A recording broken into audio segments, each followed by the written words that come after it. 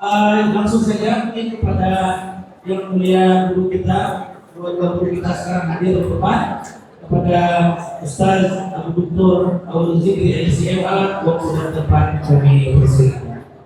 Assalamualaikum warahmatullahi wabarakatuh.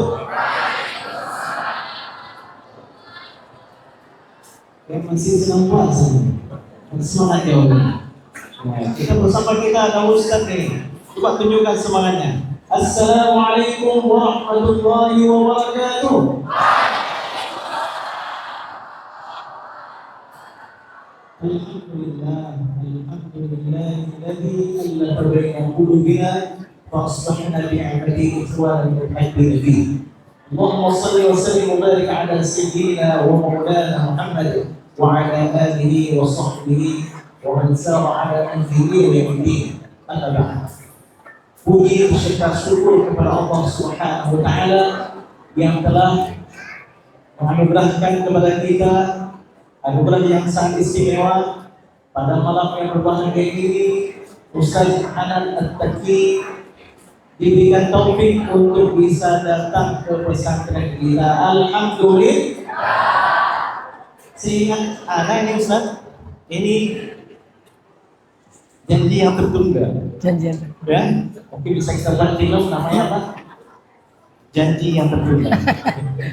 Karena seharusnya usaha itu dulu pernah menyampaikan ke Abu untuk datang ke pesantren kita di bulan Juli. Ternyata beliau nggak ingat, beliau sudah menyusun program yang lain. Jadi ketika beliau sedang di Banda Aceh, aku tanyakan, ini berarti di bulan Juli akan ke Langsa kan? Enggak ada Bang. Memang semua janji itu harus ditulis. Kalau nggak ditulis, lupa. Apalagi kalau dia itu utang, ya kan? Maka ayat yang paling panjang dalam Al-Quran itu ayat tentang utang piutang, karena memang urusannya panjang. Tapi alhamdulillah rahmat dari Allah Subhanahu wa taala memang demikian. Musibah bagi satu kaum, bagi kaum yang lainnya ada faedah dan manfaat. Aku hanya mengatakan Ustaz, Aceh Tamiang memanggil Ustaz. Aku katakan demikian. Aceh Tamiang memanggil Ustaz. Mana yang dari Aceh Tamiang di sini tunjuk tangan? Santrinya untuk yang Ustaz. Santri yang dari Aceh Tamiang tunjuk tangan. Oh, banyak Ustaz. Ya. Mudah-mudahan malam ini sedikit bisa menjadi pelipur lara bagi kita semua bersama. Salam kepada Nabi besar Muhammad SAW, Nabi yang mengajarkan kepada kita untuk silaturahmi dan silaturahim. Aku sangat berkesan bertemu dengan Ustaz. Pertama sekali ketemu, apa yang beliau sampaikan? Pertama sekali ketemu tadi, apa yang beliau sampaikan? Minta maaf. Biasa. Ustaz nasional ketemu sama Ustaz apa kabupaten atau kota begitu, minta maaf. Kenapa minta maaf? Karena rencananya ketika aku berangkat ke Bandung kemarin ada beliau. Ternyata beliau karena ada perubahan penerbangan ke Bandung, aku berangkat ke sana, beliau sedang berangkat ke Jepang. Jadi dalam 1 bulan 2 kali berangkat ke Jepang. Kita kepada AJN belum tentu selalu sekali. Beliau ke Jepang bolak-balik. Kenapa? Karena ada putri beliau di sana. 2 orang ya? Satu ya? Satu. Masya Allah. Jadi Ustaz Hanan At-Taqi ini, kalau kalian lihat wajah-wajah apa yang kalian lihat? Kalau aku melihat wajah beliau dari pertama sekali aku lihat, kasihan banget orangnya. Pertama aku lihat kasihan banget, memang orang yang perlu dikasihani. Masya Allah, orang yang penuh dengan tawadhu, tidak ada kesombongan di wajah beliau. Makanya beliau itu awet muda.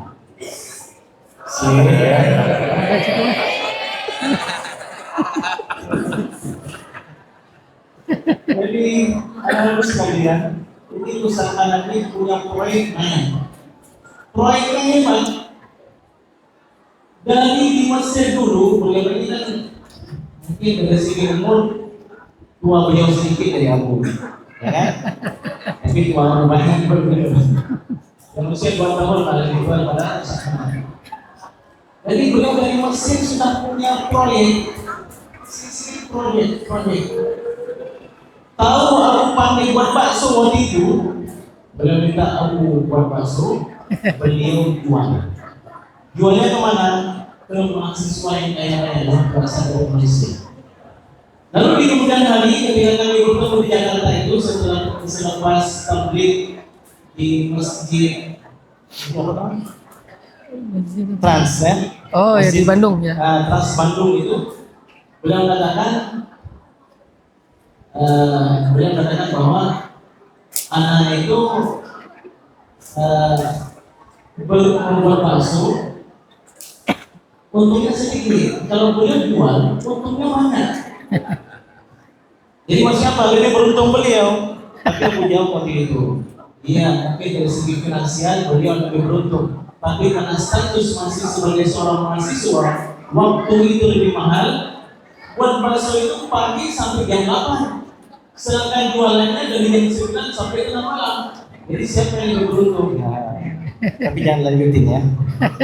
Baik, insya Allah pada malam pagi ini kita akan mendengarkan Ustaz Hanan berbicara yang aku harapkan beliau menyampaikan kepada kita tentang konsep bagaimana anak-anak di pesantren bisa sukses nasional dan mendunia. Beliau ini alumni pesantren juga, tapi bisa sukses. Dan beliau punya pesan _trend. Yang pesantren beliau itu ada di puncak gunung di daerah Cilengkrang di Bandung sana. Punya konsep 20 minds. Anak usia 20 tahun bisa mandiri, bisa sukses dengan konsep-konsep minimal 4 konsep itu: kesadaran langit, kesadaran bumi, kesadaran diri, dan kesadaran sosial. Hal yang sangat menarik ya, sebelum kita dengarkan sangat bicara, kok bisa anak-anak di pesantren beliau khidmahnya luar biasa, khidmah terhadap Ustaz Hanan luar biasa. Begitu juga kalau ustaz-ustaz datang ke sana, dia khidmah luar biasa. Sedangkan kita melihat pesantren-pesantren lain, oh saya ini anak orang kaya, oh saya ini nggak boleh ambil sandal guru, saya malu merendahkan diri kalau seandainya saya rapikan sandal guru dan seterusnya. Nah ini yang perlu kita dengar. Jadi tanpa berlama-lama, mari sama-sama kita dengarkan mutiara hikmah dan juga suara yang sangat lembut. Tadi maunya lama lagi bacanya ya, tapi kalau sebentar aja udah selesai, Kayaknya kalau misalnya 20 rakaat tadi, kalau versi Madinah 36 rakaat pun kayaknya nggak masalah juga tadi. Ya, tapi karena kita kasihan sama Ustaz ya, Ustaz tabligh di Medan tadi pagi, kemudian pergi ke Kota Lintang bawah dan sekarang DFI. Oke, baik, tanpa memperpanjang kalimat, kita akan langsung mendengarkan dari Ustaz yang kita tunggu-tunggu. Mari kita tafadhal masyhur.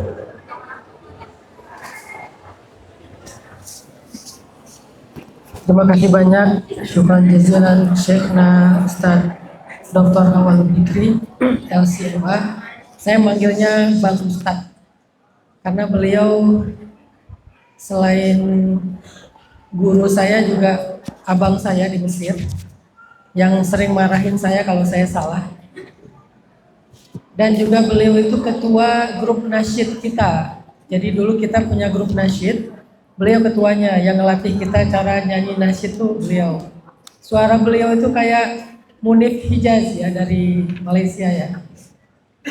Terus beliau juga ngebina kita dalam halakoh-halakoh kajian, sekaligus juga jadi partner saya dalam bisnis. Jadi saya ngerjain beliau. Saya nggak bisa bikin bakso, tapi saya pengen dapat uangnya. Akhirnya saya bujuk beliau bikin bakso, saya jual ke orang Malaysia. Kenapa orang Malaysia? Karena orang Malaysia nggak bisa ngebedain bakso enak sama nggak enak. Kan bakso di Indonesia ya, bukan di Malaysia. Jadi orang Malaysia semua bakso itu enak. Tapi emang bakso Bang Ustadz Zikri ini emang enak sih. Jadi alhamdulillah saling menguntungkan ya Ustadz ya. Walaupun beliau kapok berbisnis dengan saya, ternyata saya lebih banyak untungnya. Baik, Assalamualaikum warahmatullahi wabarakatuh. Waalaikumsalam warahmatullahi wabarakatuh. Alhamdulillah, alhamdulillahilladzi bi ni'matihi tatimmus shalihat wa bi fadlihi tatanazzalul khairat wal barakat wa bi tawfiqihi tatahaqqaqul maqasid wal ghayat.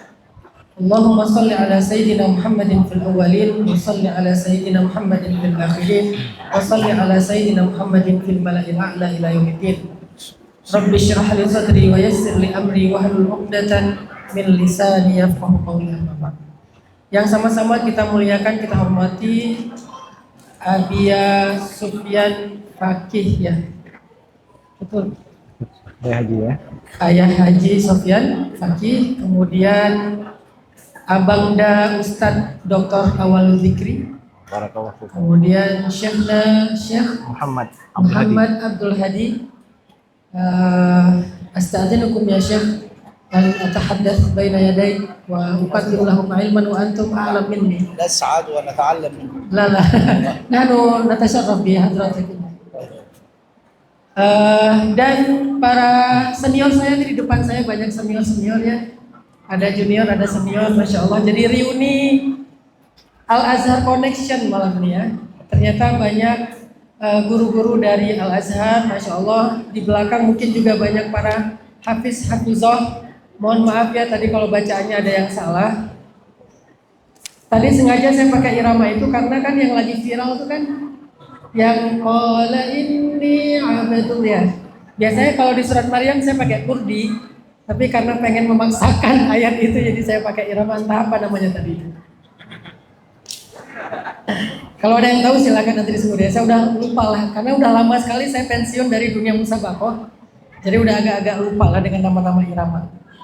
Baik, malam ini kayaknya tadi Ustadz Dr. Awal Zikri terlalu melebih-lebihkan ya. Jadi saya nggak akan menambahkan lagi karena udah kelebihan. Tentang masalah pesantren di Bandung, saya juga masih belajar. Tapi memang dulu sejak di Mesir itu saya tuh dititipin sama salah satu dosen Al-Azhar, Dr. Ahmad Zaid. Araftum?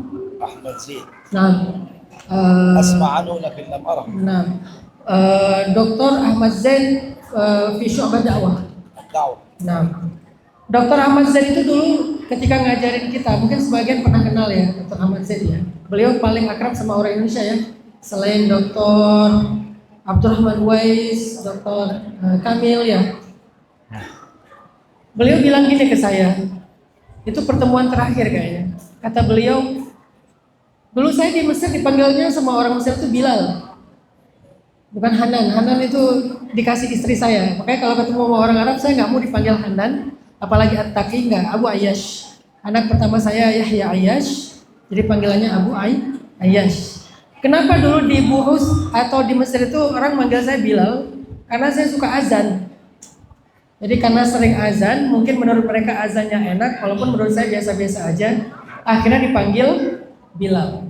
Jadi kata Dr. Ahmad Zaid, Bilal, kalau kamu pulang ke Indonesia, saya titip dakwah anak muda di Indonesia. Karena Dr. Ahmad Zaid itu adalah ketua Asosiasi Dakwah Pemuda Afrika.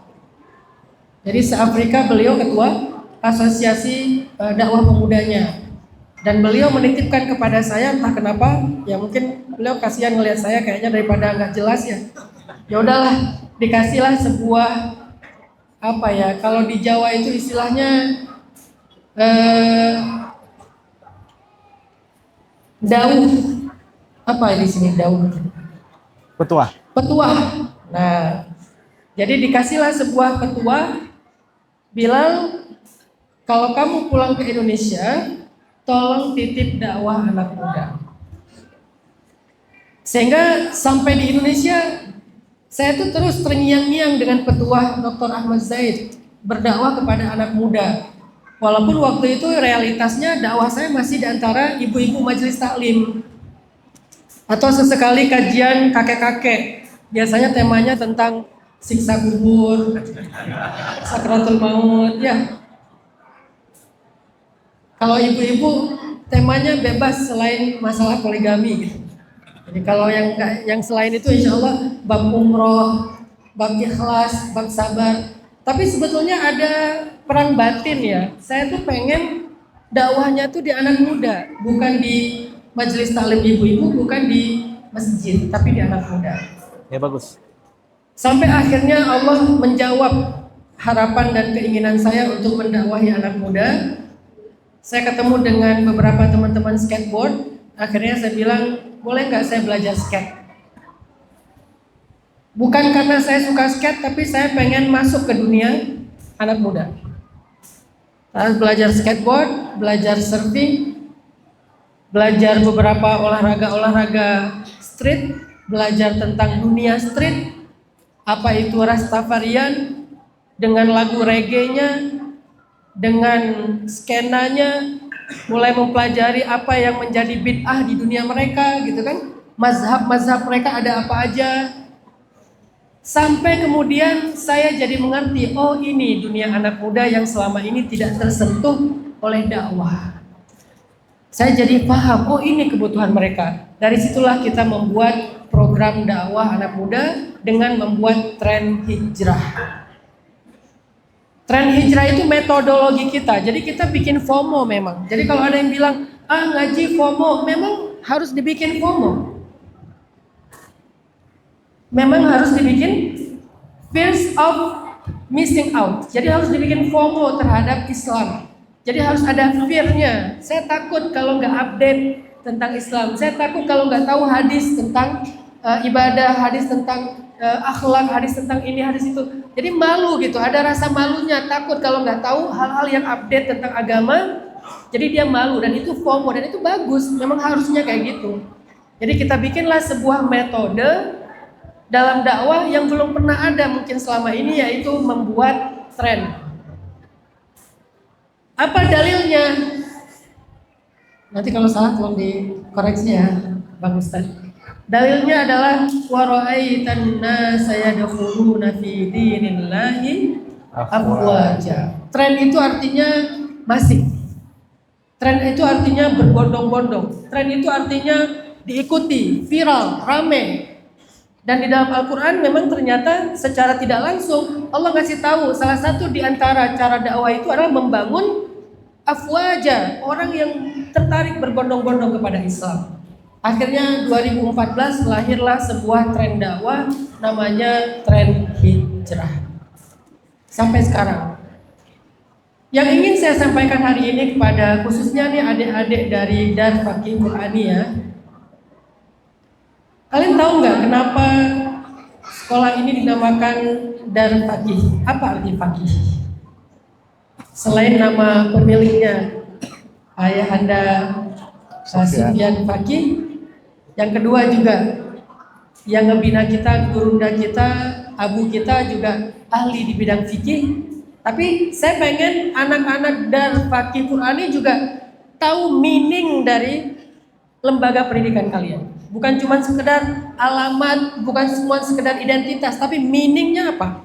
Apa itu al-fiqh? Apa bedanya al-fahmu dengan al-fiqhu? Nanti dikoreksi Ustaz. Ini agak deg-degan ngomong di depan dokter ini. Apa bedanya al-fahmu dengan al-fiqhu? Al-fahmu itu adalah ma'rifatu ma'nal lafzi. Memahami makna teks. Kalau kita baca misalnya bahasa Indonesia ya, air mineral. Oh, air ini adalah air mineral. Kita ngerti. Itu namanya al-fahmu. Sedangkan al-fiqhu artinya ma'rifatu muradil mutakallim. Memahami maksud orang yang bicara.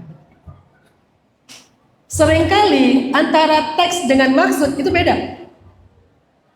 Makanya ketika Nabi mendoakan Allahumma faqihu fiddin, itu bukan cuman dia tahu secara teori, bukan cuma tahu secara fikih, tapi dia benar-benar tahu maksud dari agama yang kita kenal dengan istilah maqasidus syariah.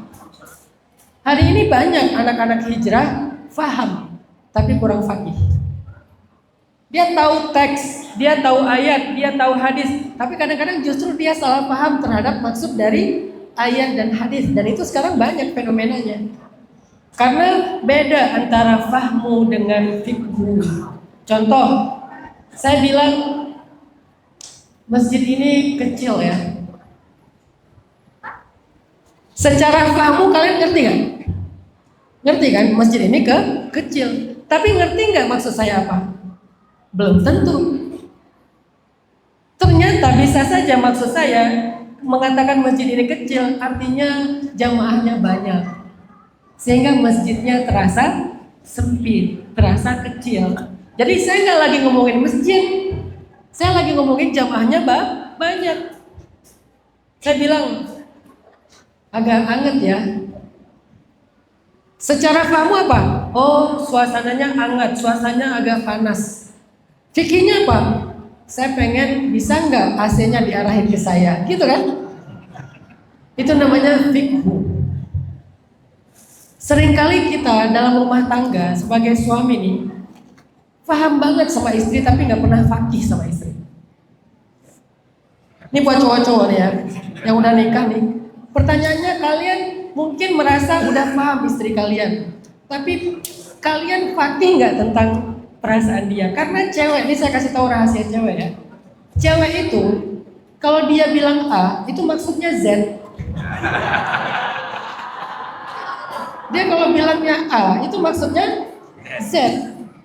Kalau dia bilang kamu jahat, itu artinya kamu baik banget sih. Kalau dia bilang kayak aku benci banget sama kamu, itu artinya aku sayang sama kamu. Karena Z kebalikannya. Itulah kenapa cewek kalau ngasih sen kanan, beloknya kiri. Jadi kalau dia pengen belok kiri, dia bilangnya gini, gua ke kanan ya, tapi dia ke kiri. Itu cewek. Sehingga orang yang kurang fakih seringnya salah paham, makanya rame. Jadi kita kalau pasangan kita, anak perempuan kita, adik perempuan kita ngomong, kita nggak bisa ngebacanya hanya dari teks ucapan dia. Kita harus paham konteksnya, kita harus paham perasaannya, kita harus paham subjektivitasnya. Itu kenapa banyak laki-laki mengatakan salah saya apa?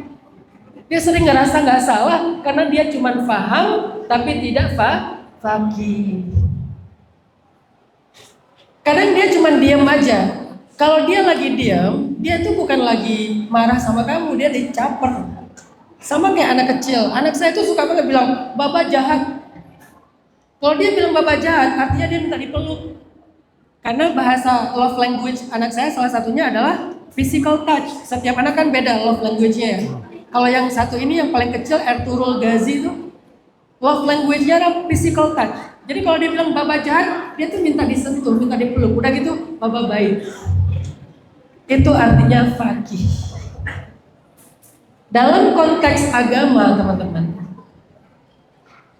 kadang ketika kalian belajar di madrasah, belajar di pondok pesantren, kalian dapat banyak ilmu dalam bentuk teori. Kalau kalian hanya menghafal, membaca, mendengar, kalian baru ada di tataran fahmun.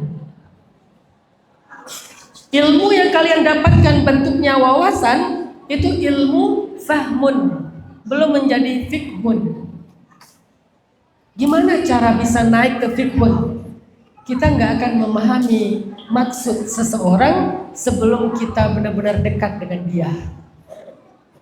Kalau kita nggak dekat dengan dia, saya misalnya baru kenal dengan Syekh Muhammad Abdul Hadi, beliau ngomong apa, ya udah saya cuma memahami ucapan beliau. Saya nggak paham kalau ternyata ucapan itu mengandung makna lain, karena saya nggak kenal dekat dengan beliau, baru kenal.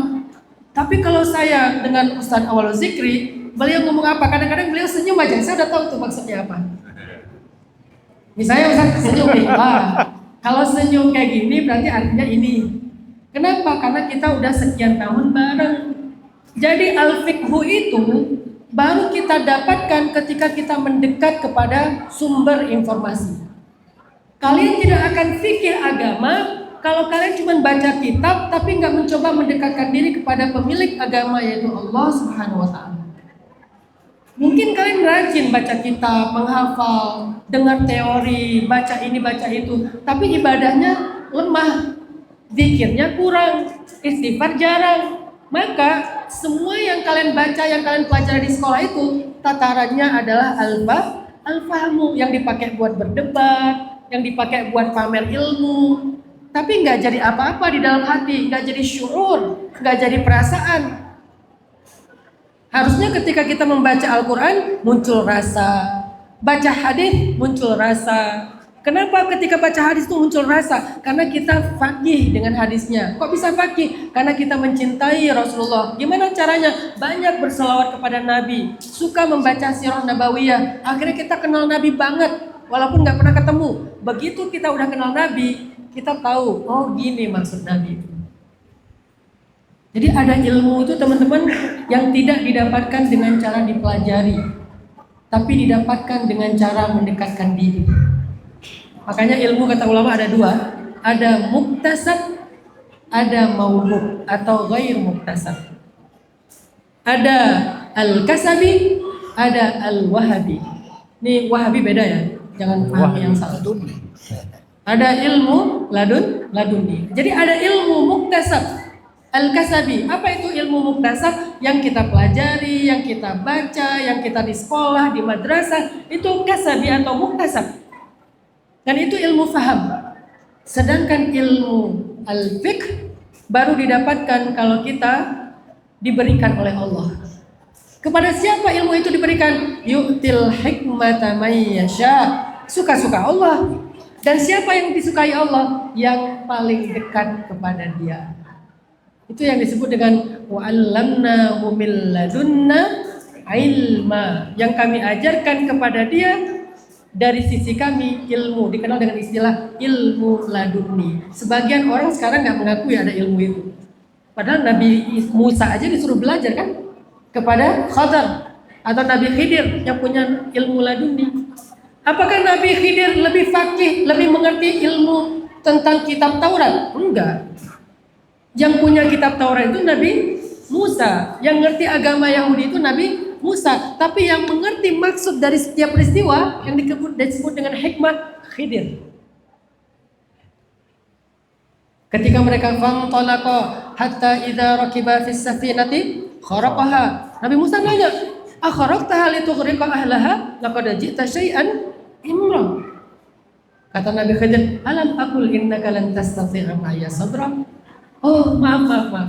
Fantalaqa hatta idza laqiya ghulaman faqatalah. Aqatalta nafsan zakiyatan bighairi nafsin laqad ji'ta syai'an nukra. Alam aqul laka innaka lan tastati' ma'iya sabra. Oh ya udah, yang ketiga. Fantalaqa hatta idza ataya ahla qaryah istat'ama ahlaha fa'abaw ay yudayyifuhuma. Fawajada fiha jidaran yuridu an yanqadha fa'aqamah. Qala law syi'ta lattakhadhta 'alayhi ajra. Qala hadza firaqu baini wa bainik. Sa'unabbi'uka bita'wil. Sekarang aku jelasin nih. Yang pertama, kenapa aku bocorin kapal itu? Kapal itu adalah milik orang miskin yang ya'maluna fil bahri. Fa aradtu an a'ibaha wa kana wara'ahum malikun ya'khudhu kulla safinatin ghasba. Ini yang disebut dengan fikih. Tahu ada rahasia apa di balik sesuatu. Walaupun ini levelnya udah tinggi banget ya. Sehingga adik-adik sekalian, anak-anak sekalian, pesan yang Ustaz pengen sampaikan adalah jangan mencukupkan diri kalian belajar ilmu hanya dengan membaca kitab. Tambahkan dengan doa, tambahkan dengan zikir, tambahkan dengan sholat sunnah. Karena kalian gak akan mendapatkan min ladunna ilma hanya dengan cara membaca. Kalian baru dapat fahamnya, tapi belum dapat fakihnya. Sehingga doanya Nabi kepada Ibnu Abbas, Allahumma faqihhu fiddin wa'allimhu ta'wil. Doanya Umar kepada Hasan al-Basri, Allahumma faqihhu fiddin wa habibhu ilan nas. Ya Allah, jadikan Hasan al-Basri ini, kata Umar bin Khattab, faqih dalam agama dan dicintai oleh semua orang, termasuk Hajjaj yang mau membunuh Hasan al-Basri. Gak jadi bunuh gara-gara jatuh hati sama Hasan. Doanya Umar bin Khattab. Intinya faqih. Balik ke cerita saya tadi. Tadi Ustadz Zikri dan beberapa teman bertanya, Ustadz gimana tuh cara dakwah kepada anak-anak muda? Saya bilang main dulu sama mereka. Kalau kita mau berdakwah kepada anak muda, tapi kita berhentinya di atas mimbar, kita nggak akan pernah fakih tentang kebutuhan mereka. Kita cuma paham, baca dari teori, kadang bacanya dari ChatGPT, ya nggak akan fakih. Kalau mau ngerti tentang kebutuhan anak muda, ya mainlah sama anak muda. Mingle lah sama anak muda, duduklah sama anak muda. Itulah kenapa saya main skate, saya main surfing, saya main snowboard, saya diving, saya berkuda, saya memanah. Semua olahraga anak muda saya coba. Dan di tubuh saya ini banyak bekas luka-luka karena semuanya pernah ada cederanya. Saya belajar surfing, digulung ombak berdarah-darah. Belajar skate, ini udah sering kena papan. Belajar snowboard, jatuh di salju. Belajar diving, apalagi saya coba deep dive 70 meter, itu kena deko. Berkuda, jatuh dari kuda udah sering. Kenapa? Karena pengen fakih dunia anak muda. Sehingga ketika saya ngomong, saya tahu diksi yang tepat buat anak muda itu apa, yang buat mereka itu langsung ngena gitu. Kenapa? Karena kita udah sefrekuensi. Itu namanya fakih. Nggak banyak orang yang mau melakukan sejauh ini. Dalam konteks dakwah itu disebut dengan fiqhul waqi'. Memahami, fikih bukan fahmul waqi', tapi fiqhul waqi'. Itu sangat berbeda. Memahami realitas. Untuk bisa memahami realitas, kita harus masuk ke dalam realitas. Buat ayah bunda yang punya anak-anak Gen Z, jangan menasehati mereka dari POV Gen X. Itu namanya fahmun. Jangan menasihati mereka dari POV Gen milenial. Itu namanya fahmun. Coba nasehatin mereka dengan bahasa mereka, POV mereka. Wa ma arsalna min rasulin illa bilisani qaumihi liyubayyina lahum. Lisanul qaum. Apa lisan kaumnya? Oh, kaum saya, anak saya Gen Z. Berarti lisanul Gen Z. Gimana lisan Gen Z? Ya udah fakih, belajar. Coba masuk ke dunia Gen Z itu kayak gimana? Mereka paling gak suka yang namanya norak, jamet. Ya, terlalu over. Coba lihat akun WA-nya Gen Z. Biasanya nggak ada profil tuh. Akun WA-nya nggak pakai profil. Kalau yang pakai profil pasti Gen milenial. Kalau profilnya lebih ramai lagi Gen X. Karena Gen Z nggak suka ya kayak gitu-gitu. Mereka tuh nggak pengen caper gitu loh. Apalagi Alpha punya karakteristik yang beda lagi. Alpha sama Gen Z itu benturan itu. Alpha BT sama Gen Z ilfil sama Alpha. Nanti setelah itu muncul lagi Beta. Nanti setelah itu muncul lagi Sigma. Kita ngerti nggak dunia mereka gitu. Baru kita bisa ngomong. Nah, جنزي المقصود يعني Nah. جيل Nah. حاضر جيل حالي kamu butuh apa misalnya. Jadi kita ngomong kepada Jel, anak Farouna. dengan POV mereka, dengan dunia mereka, dengan realitas mereka, bukan dengan realitas kita. Itu namanya ayah atau ibu yang عشرين. faham, الطعام لا لا bukan ضيفي sekedar يخلي ayah الرقم dan ibu yang ونوع من faham. الحلوى صغير هكذا تاكل Ternyata بالبوت كالي ilmu هذا fahmun جيل dan mungkin. fikun لا ini ياكل kebawa كراس kemana-mana. انما ياكل بيتي Dalam rumah tangga suami istri, Mungkin. dalam orang tua kepada anak, dalam dakwah, dalam thalabul ilmi di madrasah, termasuk nanti dalam muamalah. Saya sering ya, sekarang kan Indonesia ini lagi krisis literasi kan. Salah satu kekurangan kita sekarang dalam literasi itu adalah kemampuan untuk analytical thinking, memahami teks. Saya sering kali itu nulis teks. Misalnya saya pernah nulis apa waktu itu ya?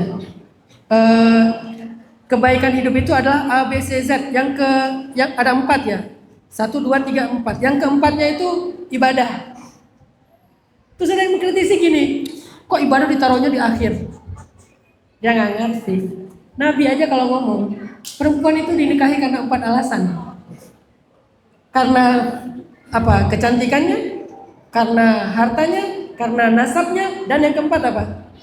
Karena agamanya. Apakah Nabi meremehkan agama? Enggak. Kadang dalam kesusastraan, sesuatu yang di highlight justru ditaruhnya di akhir. Jadi nggak harus secara urutan gitu. Justru di akhir ditaruhnya, kenapa? Karena yang di akhir itu lebih gampang diingat, soalnya baru disebut. Nah ini kan orang nggak ngerti ya. Ditambah lagi saya dari dulu, Ustadz Awal Zikri tahu saya senang sastra, saya nulis novel, nulis cerpen. Jadi tentang dunia kesusastraan agak lumayan suka gitu. Tapi kalau kita lemah dalam membaca teks, lemah dalam analytical thinking, akhirnya muncullah drama-drama sosial media gara-gara sama-sama nggak saling ngerti. Yang posting maunya apa, yang komen maunya apa. Akhirnya rame sendirinya dalam bergaul. Itu gara-gara apa? Al-fahmu dan al-fikhu. Di sosial media susah banget al-fikhu. Kenapa? Karena kita nggak kenal orangnya. Kita nggak dekat sama dia, nggak mungkin kita al-fikhu. Paling-paling kita al-fahmu, ma'rifatu ma'anal lafzi. Bukan ma'rifatu muradil mutakallim. Mudah-mudahan kita diberikan oleh Allah hikmah dan al-fiqh dalam agama. Bukan hanya mengerti teksnya, bukan hanya mengerti teorinya, tapi merasakan. Ketika kita baca Al-Quran, kerasa di hati kita. Baca hadis terasa di hati kita. Mempelajari fikih jadi semangat ibadah, bukan mempelajari fikih jadi semangat berdebat tentang mazhab, tapi lebih semangat beribadah. Tahu satu ilmu fikih, amalin. Tahu satu, amalin. Itu baru orang yang diberikan hikmah dan diberikan fikih dalam agama. Saya kira itu aja. Mohon maaf banyak salahnya. Barakallahu fikum. Saya kembalikan ke Abangda guru kita Ustaz Awal Zikri. Jazakumullah khairan. Masya Allah, tabarakallah, jazakumullah khairan. Ya, takbir untuk Ustaz Hanan. Dan sekali lagi kita nggak tepuk tangan di masjid, kita takbir. Ya, takbir untuk Ustaz Hanan. Jadi beliau ini rupanya beliaunya yang faqih. Ya, beliaunya nggak belajar di jurusan fikih, beliau dulu di jurusan tafsir ya. Jurusan tafsir ketika dia Al-Azhar. Justru aku yang belajar fikih, tapi kayaknya malam ini beliau yang faqih. Masya Allah. Jadi kita banyak belajar dari beliau. Beliau ada target ini selesai jam 11:30. Ini udah lewat 5 menit. Jadi dari majelis ini, Abu yang pertama sekali mengucapkan ribuan terima kasih kepada Ayah Haji yang beliau sangat antusias untuk kita mengadakan program malam ini silaturahmi bersama Ustaz Hanan. Begitu juga tidak lupa mengucapkan ribuan terima kasih kepada Bapak Edo, Bapak Edi Asarudin, ya, DPRA Aceh, yang beliau ini untuk buka puasa kita itu menyumbangkan 1 ekor lembu. Sehingga semuanya merasakan kuah belangong, Masya Allah. Ayah dan bunda yang pingin rasa kuah belangong, lihat aja anaknya udah kenyang, mudah-mudahan sudah terasa ya.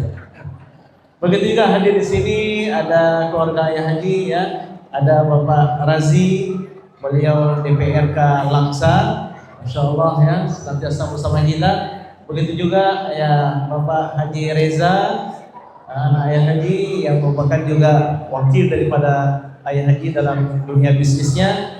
Dan hadir di sini banyak guru-guru kita, sahabat-sahabat kita, para wali santri yang tidak bisa aku sebutkan satu persatu. Atas semuanya, atas kehadirannya memenuhi undangan ini, kami keluarga besar pesantren Darul Faqih Qurani mengucapkan ribuan terima kasih. Jadi karena keterbatasan waktu, ayah bunda kita tidak melanjutkan, tapi dari sana kita banyak belajar. Jadi ternyata kita perlu menyelami bagaimana yang dirasakan oleh anak-anak kita, terutama mereka yang ada di Gen Z. Beliau mengatakan Gen Z, kalau aku baca Gen Z, Z bukan Z ya. Bagaimana kok bisa Z? Tulisannya kan Gen Z ya, tapi dibaca Gen Z. Memang banyak kali yang aneh dari Gen Z. Supaya kita nggak aneh sama mereka, ya harus kita selami supaya kita tahu bagaimana kepribadian mereka. Baik, jazakumullah khairan. Harapan Abu kepada Ustaz Hanan, mudah-mudahan ini adalah ziarah beliau kali pertama, bukan kali yang terakhir. Boleh Ustaz? Berjanji enggak? Takut beliau, Harapan. jadi perjanjian takut beliau. Ya, tapi mudah-mudahan beliau bisa datang kemari lagi dalam suasana di luar Ramadan sehingga bisa jalan-jalan. Kita belum jalan-jalan di tempat wisata Kota Langsa. Ada Taman Kota Langsa, hutan lindung. Itu ada pepohonan yang ratusan tahun.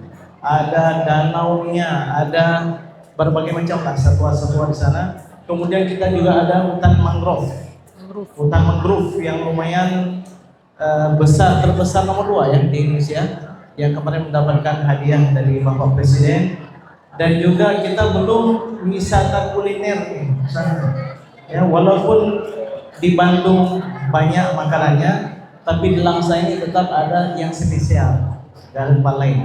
Dan alhamdulillah di pesantren kita ini anak-anak alhamdulillah sudah ada beberapa orang yang khatam 30 juz Al-Quran. Dan yang baru hari ini ada 1 orang santriwati yang berhasil mengkhatamkan 30 juz Al-Quran. Dan sepertinya dalam mukhayyam ini akan ada lagi beberapa orang yang akan mengkhatamkan hafalan 30 juz Al-Quran. Mudah-mudahan setelah mereka menghafal, mereka juga nanti akan bisa menggelangi makna-makna yang terdapat dalam Al-Quran. Dan kita berharap Syekh selaku orang Arab asli bisa menjelaskan tafsir daripada Al-Quran supaya anak-anak kita ini semuanya benar-benar mendapatkan faqih Quran, menjadi generasi yang faqih dan Qurani, walaupun generasinya Gen Z, Gen Alpha, dan berbagai macam gen ya. Baik, demikian selanjutnya mari sama-sama kita dengarkan doa saya. Ya. Mau boleh baca doa? Bagaimana peran iman dan نفضل دعاء من فضيلتكم ولا مني؟ لا من الأخ شيخ. وضيف له يعني. Insyaallah kita akan yang terakhir ini kita minta Ustaz Hanan untuk membacakan doa untuk kita semua, untuk ayah haji, keluarga, juga doa untuk para asatidz, untuk para santri, para wali santri, untuk masyarakat Kota Langsa, untuk masyarakat Aceh, se-Indonesia dan juga sedunia. Mudah-mudahan Allah Subhanahu wa taala ijabahkan doa kita. Fadhil masyarakat.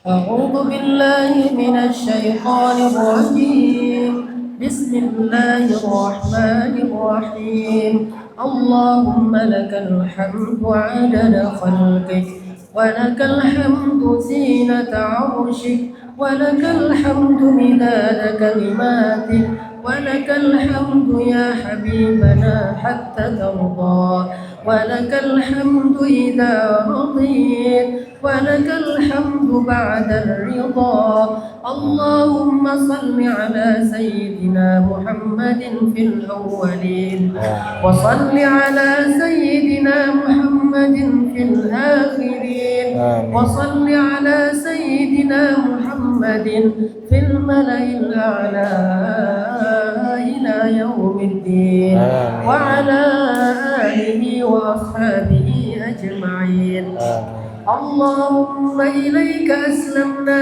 وبك آمنا وعليك توكلنا وإليك أنبنا وبك حاكمنا نعوذ بعزتك أن تضلنا أنت الحي الذي لا يموت والجن والإنس يموتون يا حي يا قيوم يا قيوم يا حي يا قيوم برحمتك نستغيث أصلح لنا شأننا كله ولا تكلنا إلى أنفسنا طرفة عين اللهم إنا نسألك رضاك والجنة ونعوذ بك من سخطك والنار ربنا آتنا من لدنك رحمة وهيئ لنا من أمرنا رشدا واجعل لنا من كل ضيق مخرجا ومن كل هم فرجا ومن كل عسر يسرا اللهم اجعل القرآن ربيع قلوبنا وشفاء لما في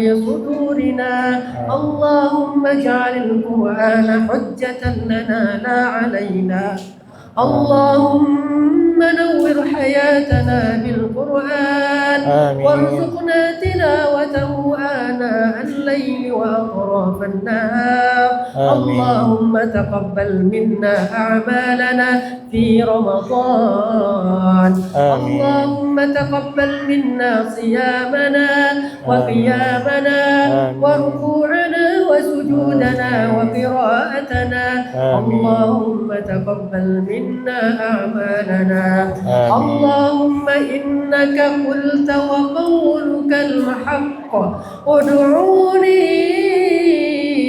أستجب لكم ها نحن ندعوك كما أمرتنا فأجب لنا كما وعدتنا يا سامع الصوت يا كاسي العظام لحما بعد الموت يا من أمنت يونس في بطن الحوت يا من حفظت موسى في اليم والتابوت يا ودود يا ودود يا ودود يا ذا العرش المجيد يا فعال لما يريد يا مغيث أغثنا يا مغيث أغثنا يا مغيث أغثنا يا ربنا اللهم أعز الإسلام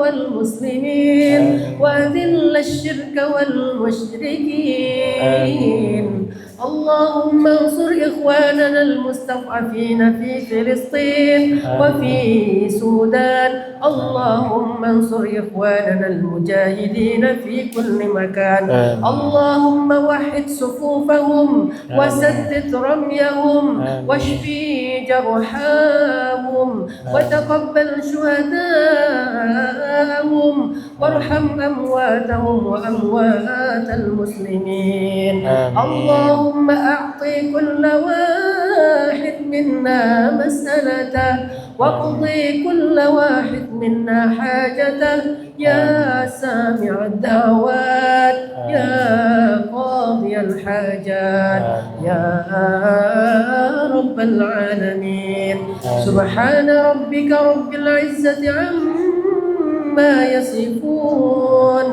وسلام على المرسلين والحمد لله رب العالمين الفاتحة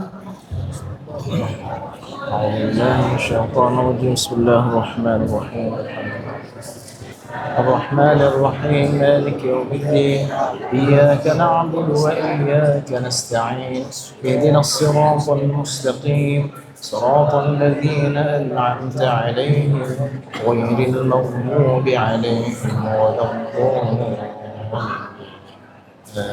Jazakumullah khairan. Dan selanjutnya kami kembalikan mikrofon kepada moderator Abi Khaira. Jazakumullah. Assalamualaikum warahmatullahi wabarakatuh. Boleh kita tampil sekali lagi?